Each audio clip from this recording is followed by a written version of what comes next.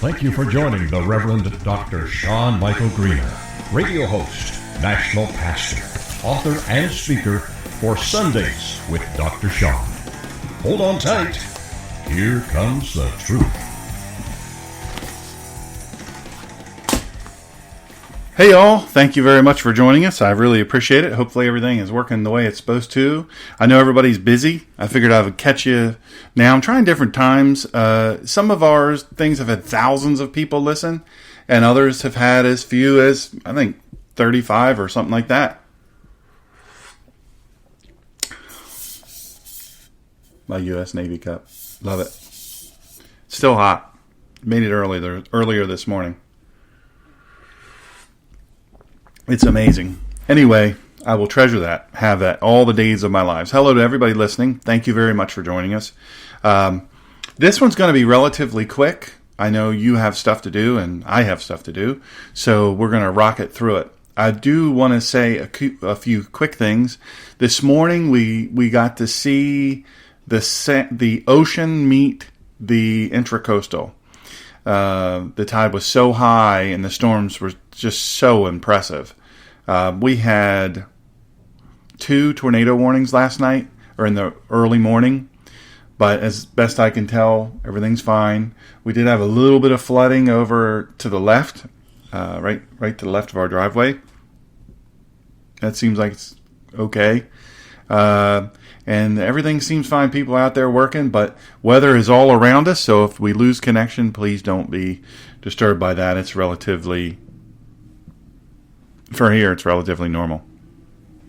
So, let's see here. Praying for several people. Peggy needs our prayers. Wendy, our dear friend Wendy. Bobby's birthday is today. Happy birthday. Praying for several more that are dealing with just really tough stuff, you know. Life is tough, man. Life is tough. That's why we need to stick together. Good people need to stick together. The mowers are out there mowing our neighbor's grass, so I apologize if it gets a little noisy. But we should be all right. Should be okay. Anyhow, I really appreciate all of you who share. Please share. Share. Also, if you buy my book, The Bible Summary for Real People on Amazon, please write a review. Please write a review. Really important. I really would appreciate that for sure. Yesterday we talked about Nahum, we talked about Micah. This is NOTFlix Season 1, Episode 25.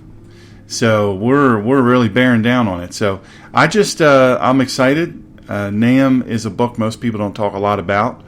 But it's interesting. It's a fascinating book. All of it is fascinating, really. So, good morning to all of you. Please share this with people as you get a chance. Also, right before we get started, I want to remind you about Spreaker. Spreaker.com. I'm on there as the Ninja Pastor. We have a show, what this is airing on, called The Collision of Faith and Politics. But if you do Dr. Shawn Michael Greener, S-H-A-W-N, greener like the grass is always greener, you will find us. Like and subscribe and share, or follow, or whatever the verbiage is. We also have a YouTube channel, Dr. Shawn Michael Greener and The Good Doctor. So anyway, subscribe to all that at the Ninja Pastor on Twitter. All right, here we go. Nahum. Oh, Nahum. Nahum, compassionate, full of comfort. That's what it means in Hebrew. Compassionate, full of comfort. Well, let's just see if his name fits. When was it written? It was written between 612 BC and 664 BC. Number of chapters, only 3. So we've gone over several books now. One was 1 chapter. You can read in a minute. We read, we did one that was 4. Just one, I think it was 7, and then this one's 3. The people of Judah and the citizens of Nineveh. Remember Jonah? He didn't want to go.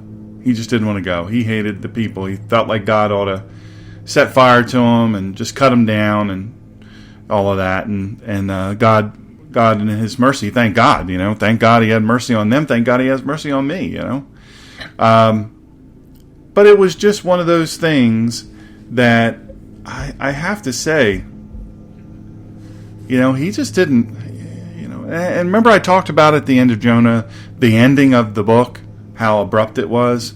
Well, this kind of follows on that. So it was written to the people of Judah and the citizens of Nineveh. Remember, that's Mosul, Iraq. From modern-day Mosul, Iraq. Purpose of the writing, to foretell of God's judgment is coming as vengeance for the Ninevites, and God promises deliverance for the people of Judah. So these are promises on the heels of, if y'all don't listen, this is what's going to happen. If y'all don't do what I'm telling you to do, this is what's going to happen. And that's kind of huge. It's a theme that will repeat itself in our lives and in everybody's life. Anyway, so this is my personal summary. You may differ with it. You may get something else out of it. But I encourage you to read Scripture over and over and over, because you'll draw. It will feed you in multiple different ways. So, pretty cool. Sovereignty is a concept not readily assimilated in modern society, yet when we speak of God, sovereignty is a critical component. We need to understand sovereignty in order to properly worship and serve God. Nahum truly amplifies the sovereignty of God, because in Nahum's prophetic revelation of God's impending judgment upon the people of Nineveh, God displayed His love for His people because He cared enough to discipline. Now, many of you listening have young children, or you have grandchildren, and some of you have great-grandchildren, and you know that discipline is, if you don't discipline your kids, you don't really love them. I mean, let's be honest. You say, well, I love my kids, that's why I don't discipline. If you really love your kids, you'll discipline them, because that's what helps them to grow into being good kids and good citizens, good teenagers, and then good adults. So this is important. Now, just a word about sovereignty. If you don't have borders, impenetrable borders, you don't have a country.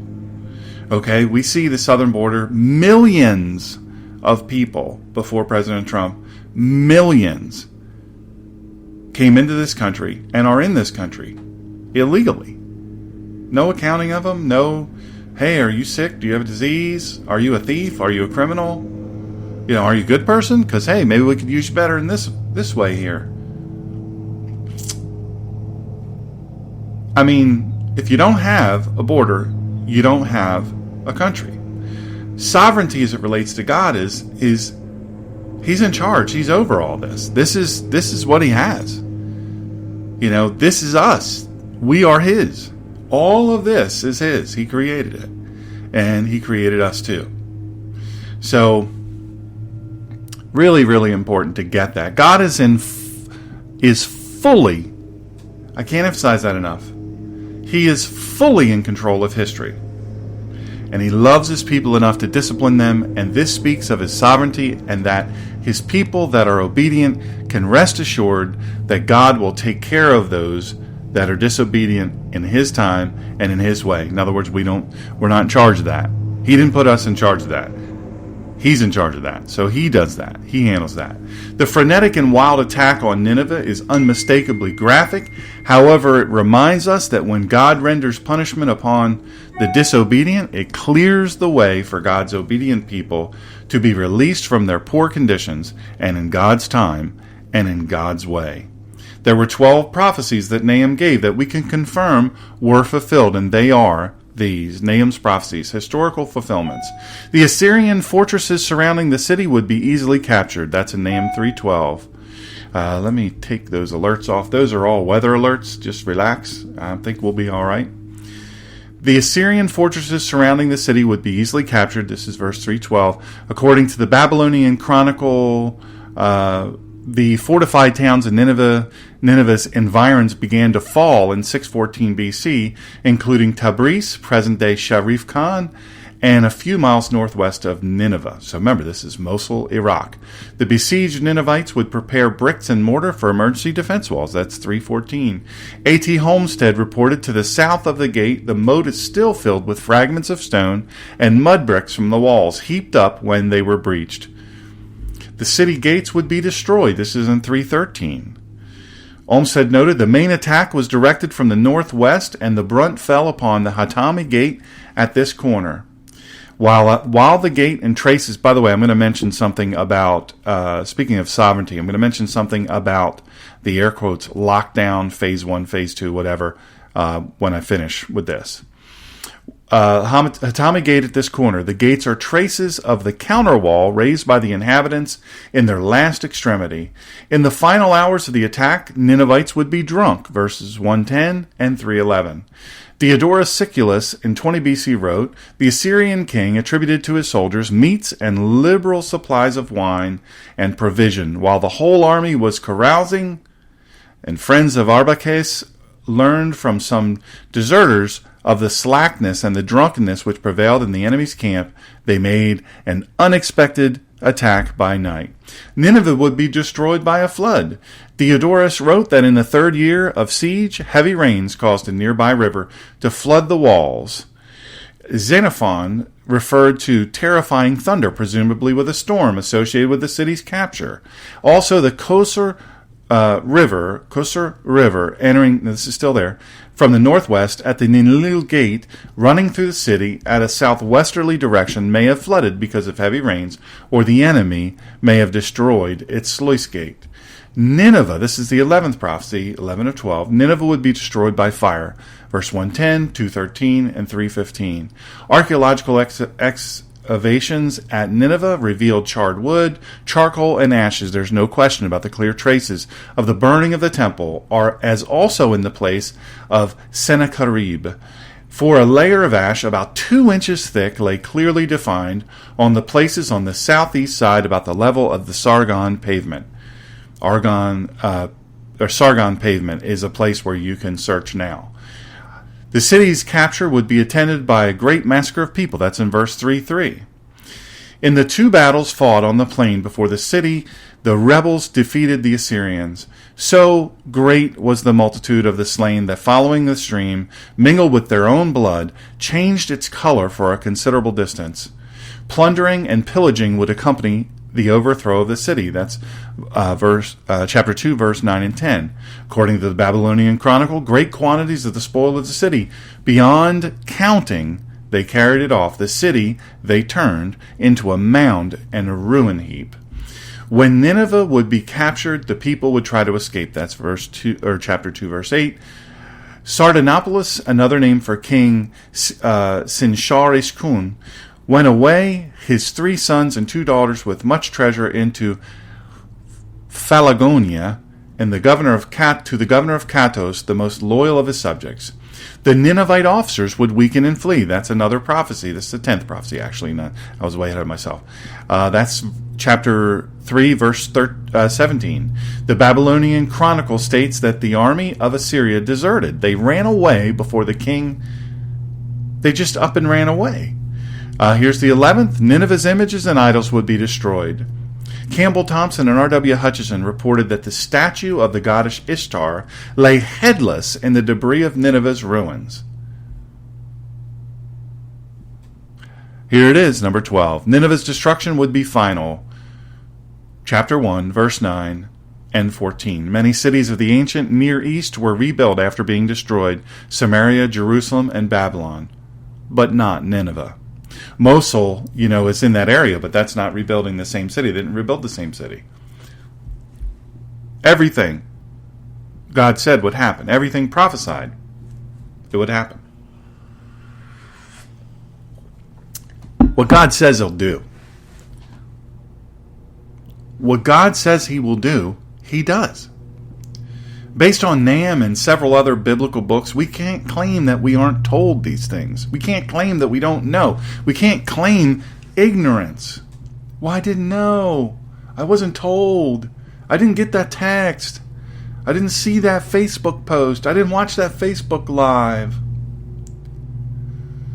Now, as I said, this wasn't written to us, but we should take this as a warning. Now, Phase 1 and Phase 2 of the Chinese Communist COVID virus number 19.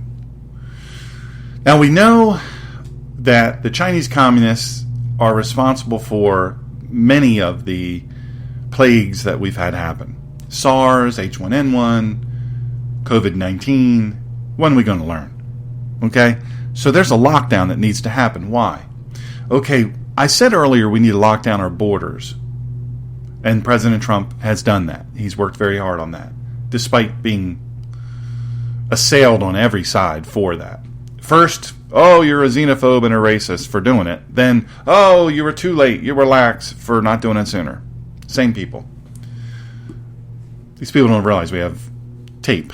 We have digital recordings with voice and everything. The same people saying the same thing, saying the direct opposite thing. It's just absolutely amazing to me. Okay, so we've dealt with the border down south.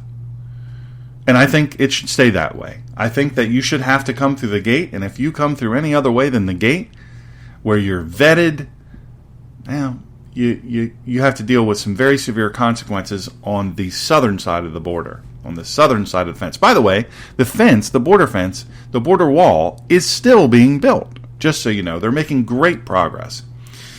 That being said, I have buddies on CBP that are like, this guy's listening. President Trump, he's listening to us. He's paid attention.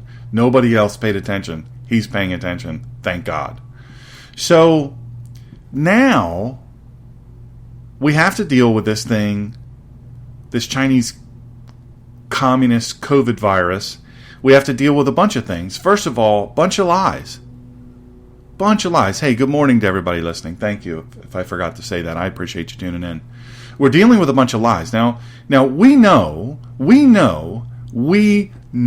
I'm going to say this. You can think I'm crazy, but you know it too. You know it too. This is not about saving Americans. This isn't about saving people and saving lives. This is not about that. If this was the case, what did we do during H1N1? What did we do during SARS? Nothing. Most people didn't even know that was going on. Then President Obama,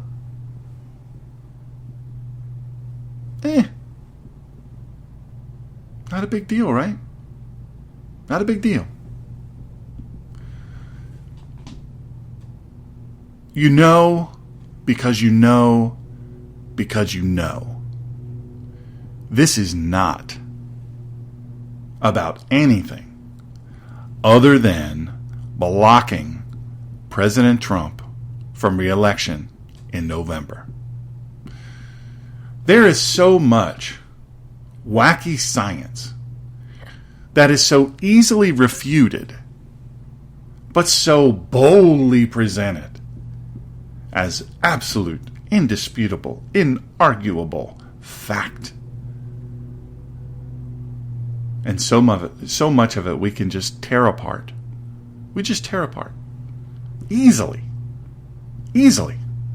There are so many doctors. I spoke with a dear friend yesterday. There are so many renowned doctors who are experts in the field of virology, immunology, wellness, public health, all of these things that say we're doing the opposite of what we should do. Now to say, well, other countries, they're doing... I don't care what other countries do. I don't care what they do. I live here. My president is my president. He's not the president of the world. Because I was the leader of the free world. And last time I checked, the only people that elect him that go to the ballot box, except for the illegals and the criminals and the cheating Dems, are Americans. I'm not trying to hurt your feelings. If you are a person that says, we got to stay home for everybody to be safe. We got to stay home. It's staying home. We got to stay home for safety. We're all in this together. We are killing. But this is not about 1,000-point gain in the market. It's not about that. It's about human beings. I mean, if you're like Trump, who you think the market and your own personal wealth is more important than human lives, well then, we know where you stand. Well, have a little issue with that. Number one, you don't care so much for the 3,800 on average babies that are murdered in this country. You don't have a problem with that. Dem, liberal, weak Republican, weak conservative, air quotes. You don't seem to have a problem with that. You don't seem to have a problem with the thousands of suicides, tens of thousands of suicides that have happened since it's hundreds of thousands, they're telling us. You don't seem to have a problem with that.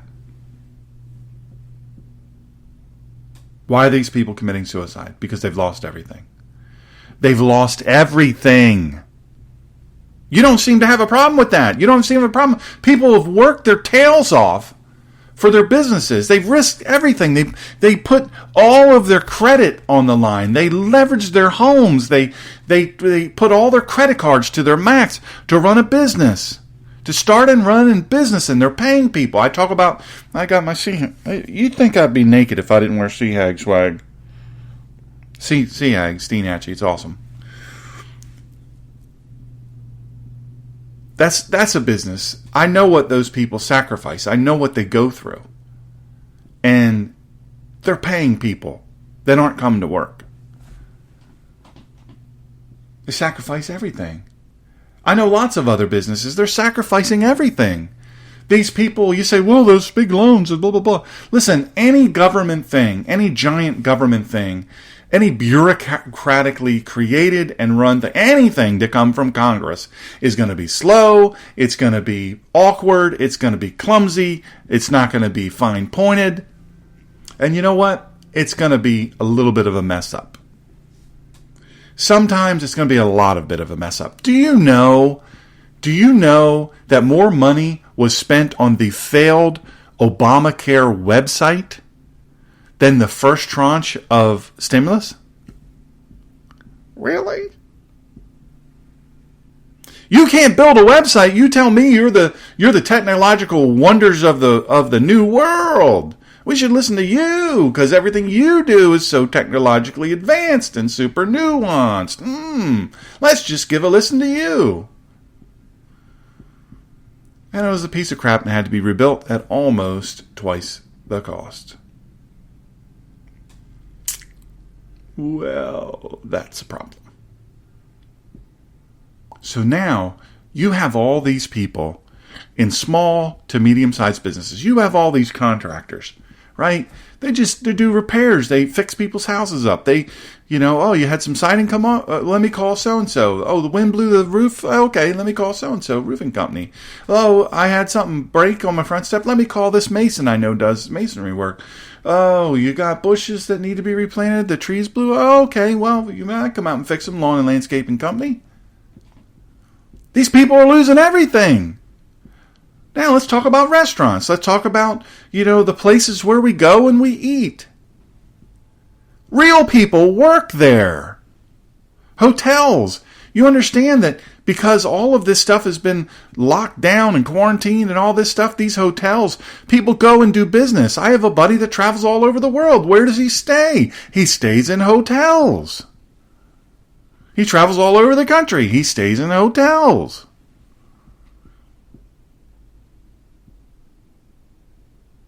My hometown, Rehoboth Beach, Delaware.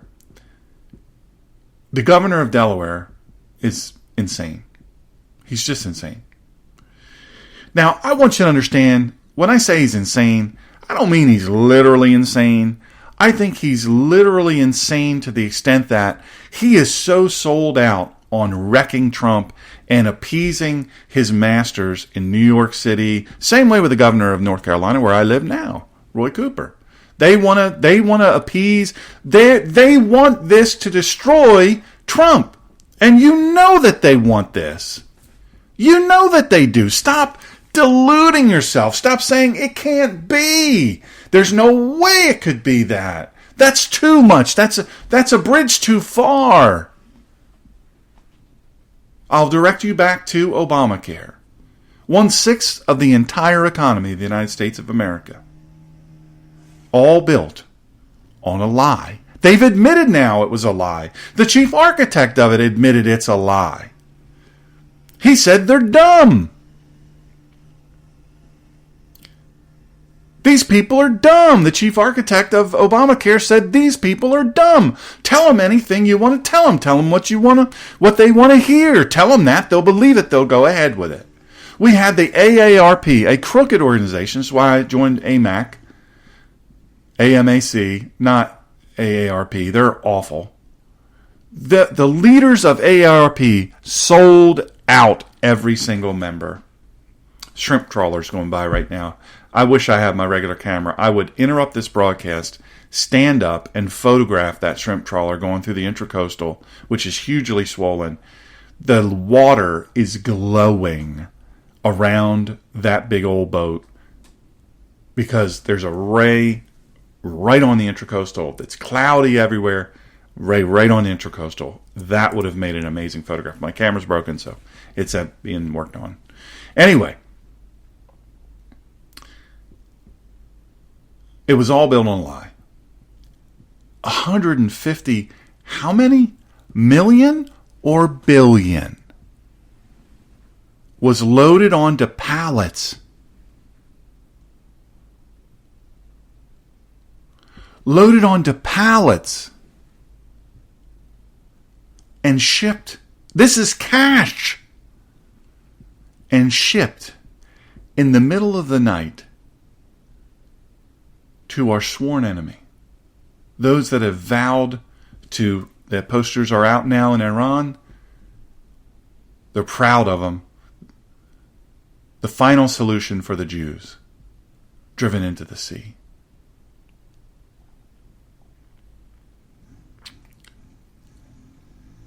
We're the great Satan. They want to destroy us too. And President Obama had loaded onto pallets 11 zeros after 150 billion. And shipped it to him in the middle of the night. Didn't consult Congress, didn't consult anyone. And no one threatened impeachment. Now, I'm not saying that that's good about us. I'm saying that until President Trump, we didn't fight hard enough. Did you see Ron DeSantis? I know Ron DeSantis. I met him when he was just running for his first office. I went to several of his parties down in Florida and chipped in a little and did a little, not keynote speech, but gave a speech before him and all that stuff. He's a great guy. He's phenomenal. His wife is amazing. They're amazing people. And he went all Trump yesterday on the press. Were it not for President Trump, that wouldn't be happening. You said, well, that's just so unseemingly. It's so unseemingly. It's just so unbecoming. Of what? People fighting to get their country back? From tyrants? I told you years ago, you let the left get in control. You let an emergency come. A calamity, a catastrophe come, and you allow governors, liberal governors, to tell you what to do. You will see what they're about. You're going to see what they're about. You're going to see. You're seeing it now. Katrina, when Hurricane Katrina happened, they went off on President Bush. I'm not a huge fan of President Bush. I like him personally, but I don't. His presidency, I think he did okay, but not my favorite. As a conservative, he's way left as a conservative. That being said, everybody called him a racist. It was a big thing. He said, what happened to the billions of dollars we sent New Orleans, a city that's 8 feet below sea level? What happened to the billions of dollars we gave you, my administration gave you, to rebuild your seawalls and to replace your pumps and all of that? What happened to that? Why where did that money go? Well, Ray Nagin's in jail now, isn't he? Nobody came back and said, you know what, we're really sorry for calling you a racist. We're really sorry for that. We were mad. They don't ever come back and say, listen, they said in Florida, Florida's going to be dead people everywhere. It's going to be mass graves. You're not going to you have to get barges and put people on the boats and drop them at sea.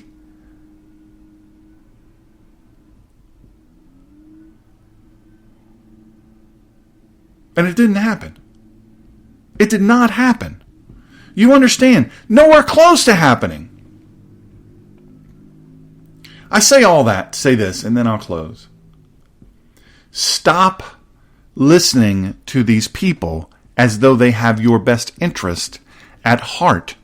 When you see celebrities, certain celebrities, most celebrities, do their little ads from their mansions, and they say, we're all in this together. Stay home, stay safe, stay home.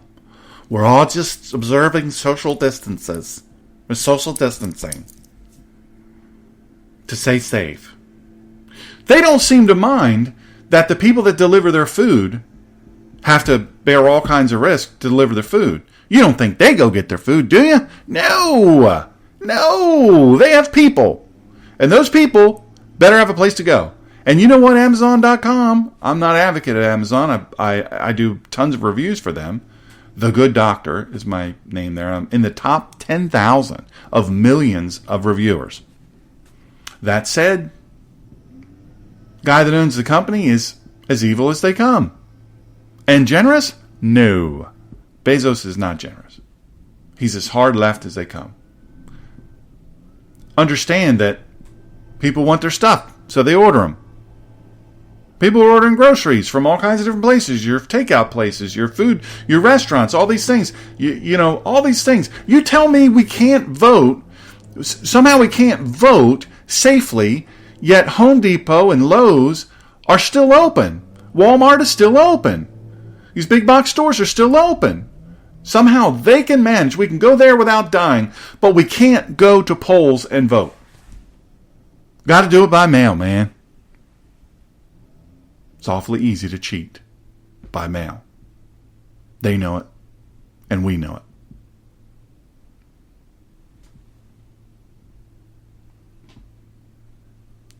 All across this country, I'm very familiar with Pennsylvania, Delaware, Maryland, somewhat New Jersey, and very familiar with North Carolina. And all these liberal-led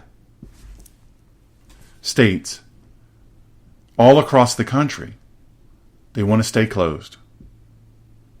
Don't you find that curious? No, you don't find it curious. You know it's a game plan. They are gaming you.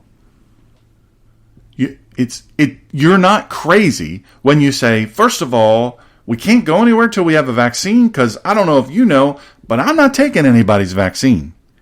You be all for vaccines. Good for you. Get a flu vaccine, get all that stuff. Go ahead on. And it's none of your business if I've had the vaccine or if I haven't had it. So if you try to chip me, good luck with that. You may lose an arm. The people behind the vaccines are evil. Look, sub-Saharan Africa, some of those places had some of those plagues, the medications that they give them that have saved lives. Oh, come on. I'm all for it. I'm all for it if it's safe. But Bill Gates has killed thousands of people. Tens of thousands of people. Read up on Bill Gates. Oh, India, I'm going to come help you. I'm going to come help you. Sure I will. Yeah, I'm going to help you. I'm going to pay for everything. Thousands dead. Look it up. How can that be? I didn't hear anything on the news. By the way, you're going to hear lightning. Lightning just struck out right on the island, right there. I just saw it hit. And you're going to be hearing thunder here in a second. So don't worry, I'm fine. I'm safe inside the house. People say, how come I didn't hear it on the news? Why didn't I hear this on the news? How did the Chinese Communist government send, there's the thunder, how did they send thousands of their citizens from Wuhan only to Europe and only to the United States. They didn't even allow them to travel within their own country. You can leave if you get on a plane and you go to America or you go to Europe. You know it. I know it. God talks about sovereignty in Nahum. He talks about sovereignty. Sovereignty has to do with borders. It has to do with barriers. It has to do with boundaries. It also has to do with boundaries within your mind. What you're seeing is happening. You can go to a big box store, but you can't go to church. You can go out to all these different places that are now on the list, but you can't go to church. And they're going to tell you can only meet for an hour, and you can only only 2 musicians, and they have to be 6 feet apart. No band, no none of that. They're telling you, look, I read the order in Governor Carney's of Delaware. I read the whole order, every word. Read his order. It's not unlike many others in the leftist states. It's not unlike the ones in North Carolina. I was told day before yesterday, we may not be back in church semi-normally, physically meeting semi-normally, social distancing and all that stuff, for 6 more weeks. I vote no to that. I vote no. If you're sick, stay home. If you're afraid of getting sick, stay home. Watch online. If you don't want to be sick, wear a shirt that says, Dr. Shawn, don't hug me. Don't hug my neck. Because I'm telling you right now, I'm going to hug some necks. And some people are going to be hugging my neck. Because that's how we do. We never won any battle by retreating. And we aren't going to win this one. God bless you and keep you. Stay strong. Fight on. Charge on. It ain't over yet. We're going to win because we're going to fight.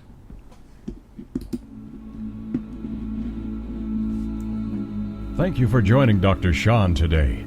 Please follow Dr. Shawn at www.drshawngreener.com and on social media at facebook.com/smgreener, Twitter at The Ninja Pastor, and on Instagram at The Ninja Pastor.